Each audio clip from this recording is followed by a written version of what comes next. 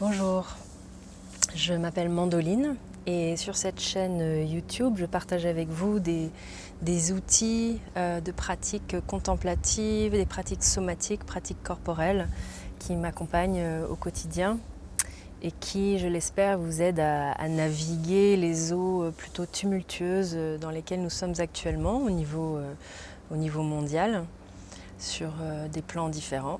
Voilà. Et mon espoir, c'est que ces points de vue, ces partages, ces outils puissent contribuer à un peu plus de douceur au quotidien et puissent comme aider à se décoller de certains vécus qui ont leur immédiateté et leur intensité, comment créer un petit peu d'espace autour de nos opinions et de nos expériences au quotidien. Aujourd'hui, j'avais envie justement d'aborder la question de la complexité et de l'importance de l'honorer et de laisser la complexité être une matière, une qualité face à laquelle on puisse être détendu. En tout cas, d'honorer la complexité, pour moi, c'est ne pas chercher à la simplifier ou à la réduire trop vite, mais à augmenter ma capacité à la porter, à respirer avec et à me poser la question de toutes les détails et les subtilités qui peuvent vivre à l'intérieur et qui peuvent m'informer sur quelque chose. Actuellement, j'ai plutôt une tendance à me méfier de toute posture ou de tout point de vue qui serait très clairement pour ou contre quelque chose.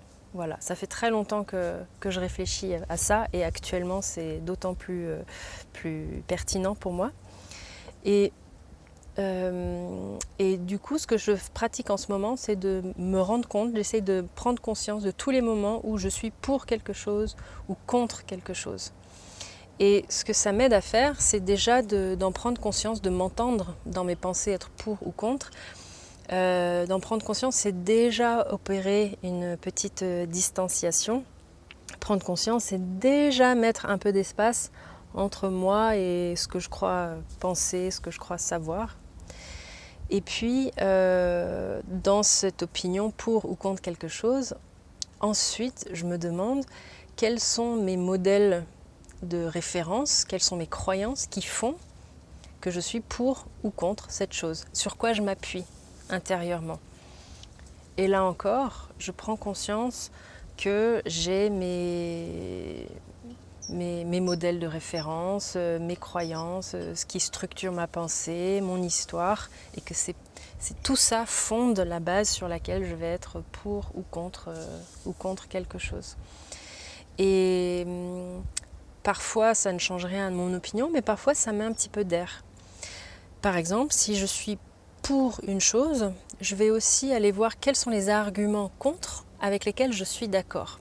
Et je pars toujours du principe qu'il va y avoir des arguments avec lesquels je vais être d'accord, pour essayer de désimplifier, de ramener des couches de texture, des couches de subtilité et de la nuance dans toute situation et dans toute opinion.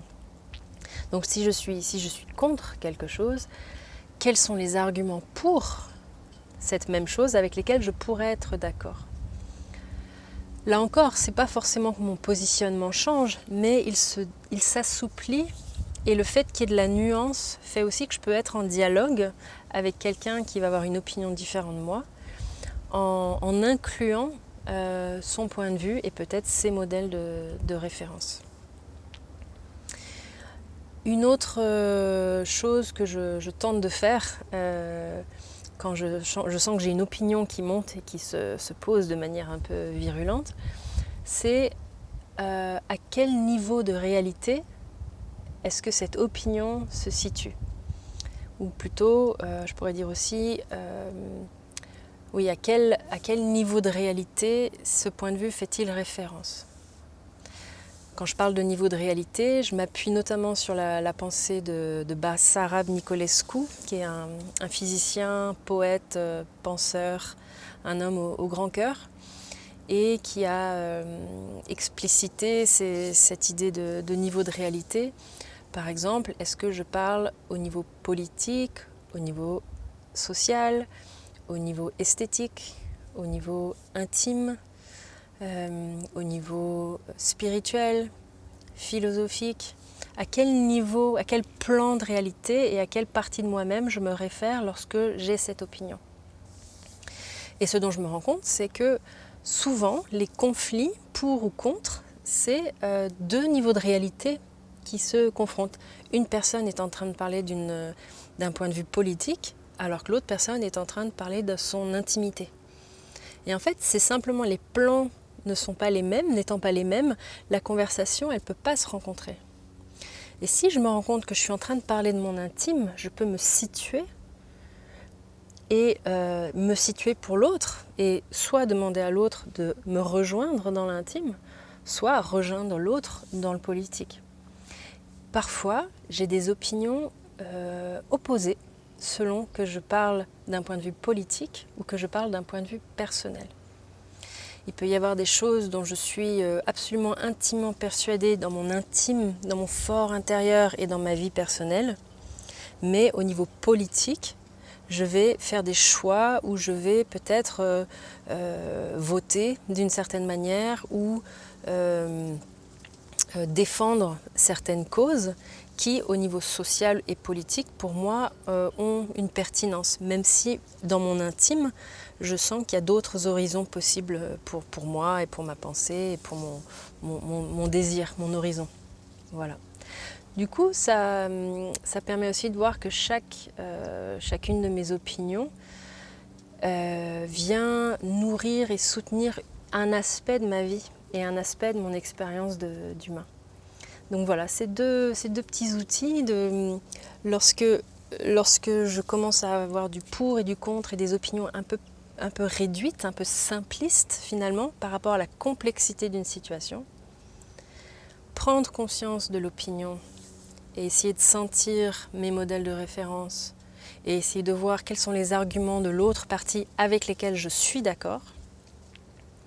Et puis ensuite, situer mon expérience au niveau de réalité auquel ça se réfère ou d'où c'est originaire, d'où l'origine de la pensée.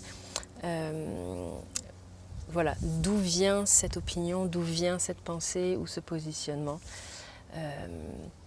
Et là encore, c'est pas pour séparer les niveaux de réalité, mais simplement certaines choses demandent de l'action, d'autres choses demandent du retrait. Certaines choses demandent de l'espace et du temps, d'autres choses demandent de la rapidité. Et si je parle toujours au même niveau de réalité, je vais me couper de personnes qui s'orientent plutôt par rapport à d'autres points de vue, qui vont parler plutôt d'une dimension spirituelle, qui est peut-être un autre rapport au temps. Peut-être que la politique a son propre rapport au temps. Peut-être que l'intime a son propre rapport au temps. Et je peux apprendre à naviguer et à me déplacer à l'intérieur de ces niveaux de réalité. Pour moi, aujourd'hui, chacun de ces cadres de pensée et de manière de me sentir vivre, être au monde, a sa propre physicalité aussi. C'est en observant mes sensations corporelles que je peux en savoir plus sur d'où je parle. Donc la manière dont je vais percevoir mon souffle, la qualité des tissus dans mes organes, dans mon ventre, dans mon cœur, va me donner des informations pour m'aider à savoir « Ah, là je parle de mon intimité. Là je parle d'un endroit, d'un engagement politique. Là je parle d'une dimension spirituelle. » Et mon corps va se positionner et se situer et s'organiser. Mes sensations seront différentes selon d'où je parle. Et je peux aussi affiner mes perceptions de mes sensations pour avoir une plus grande conscience de l'origine de mes mots. Voilà. Donc je vous invite à explorer ça et à honorer la complexité de nos vies. des contextes dans lesquels nous sommes, de la complexité de nos propres points de vue, la multiplicité et la nuance. Redonner de la place à la multiplicité et à la nuance. Et suspendre, respirer, prendre le temps avec tout ce qui ressemble à du binaire qui simplifie le monde au-delà de ce qui est possible. Le vivant, il est multiple, complexe et foisonnant de couleurs. Donc, envie de le célébrer ainsi, sans me tendre. Voilà. Donc, je vous souhaite de la joie avec ces explorations et je vous dis à très bientôt. Belle journée à vous.